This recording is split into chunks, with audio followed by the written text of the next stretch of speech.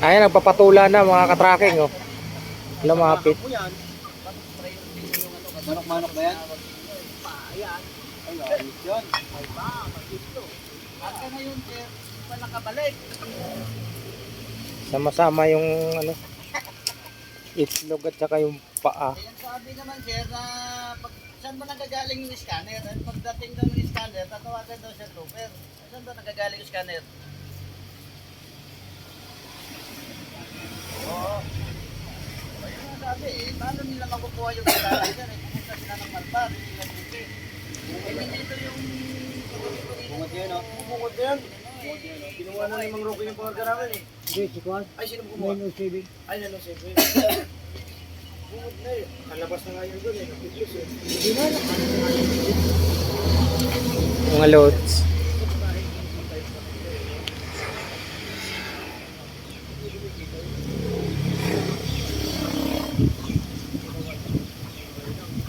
Yan yung unit ko mga katracking. Kanina pa kami dyan madaling araw. Hanggang ngayon wala pang shipment. Yung iba mga loads ay pinapunta na sa Calamba. QRC Calamba. Kami na lang naiwan dito. Ayan, sa dalawa.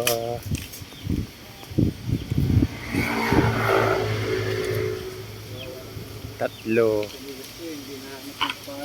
Ito na ng bagong truck yan. Lima nandun sa gilid. Ano, kung nalaglag na si Taki niya, may dito, eh.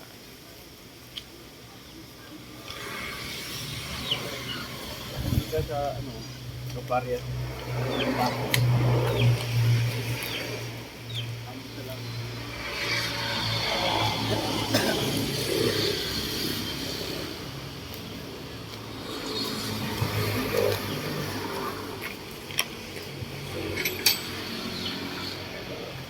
Laging nauubusan ng shipment mga katracking.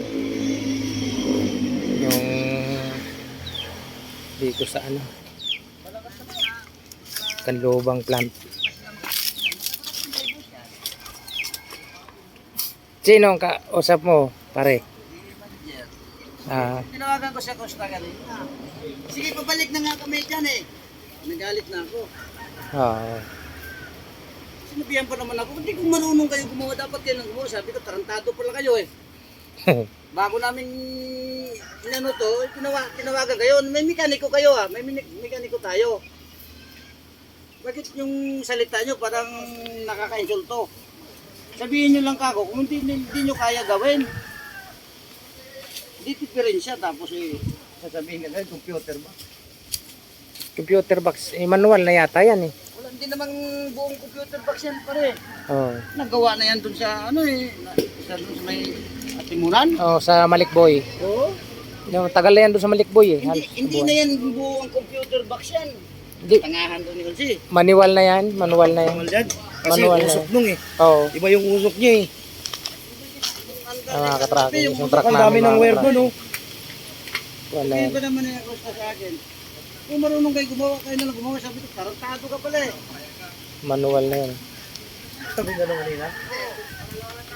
Bakit mo iiwanan doon? Eh, kagabi pa yun ninyo. Ano na lang pala gagawin nila no? Ha? Dinala nyo kako si Unsi, na full naman yun. Ang alam naman lang doon, under charges na yun, nagmamalaki na yun. Alam na magagawin niya, di ginawa na yan. Ay mga katracking, hindi ko rin siya yung ibang truck. Isang truck namin. Mamadali, ito ganyan. Hindi na buo yung computer box yan. May trouble yung isang truck namin mga katracking. Itong area. Aring truck na rin. Nasiraan siya. Hindi pa nire-rescue ng mekaniko.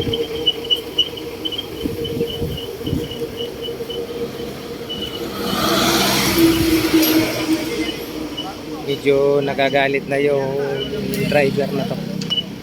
Ano?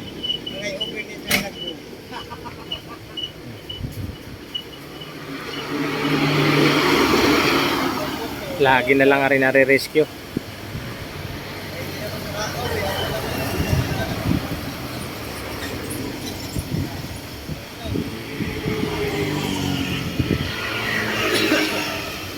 Lagi na lang mga katracking nare-rescue ang truck na to. Biyahe ng Bicol na-rescue.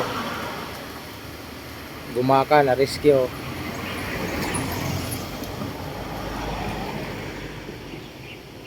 Mga katracking. Pero aring unit ko talaga namang hindi pa sa wire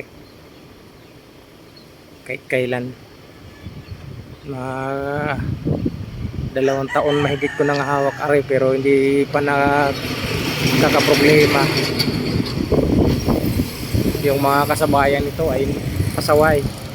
Kasabayan niya na ginawa namin sa tubig na ginasisira. Yung unit ko hindi nasisira yan. Iniingatan ko yan mga katracking. Kaya hindi siya nag-aalboroto. Kasi lagi ko siyang iniingatan. Yan.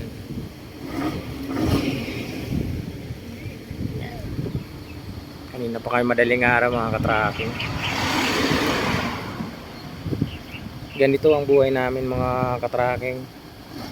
Mga nagtatransfer dito sa URC Canlubang.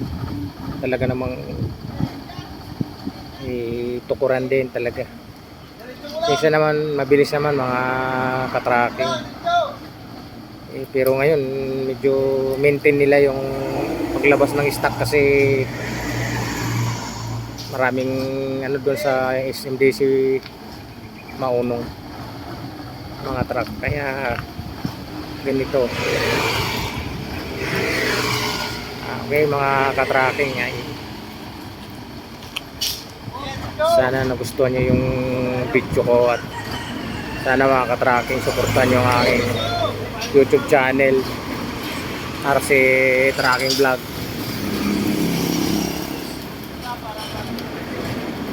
Share naman at like, subscribe mga katracking. Comment na rin mga katracking. Ayan mga katracking, sana pagpalain tayo ng Panginoon at magandang hapon. Ingat tayo mga katracking. God bless sa ating lahat. Ay nga pala mga katracking, gusto mag-apply dito sa Freights Incorporated. Pinangangailangan po kami ng driver at crew. Kontakin niyo lang ako dito sa link ko RC Tracking Vlog. Ayan, message nyo lang ako mga katracking. Okay mga katracking, gandang hapon ulit. God bless.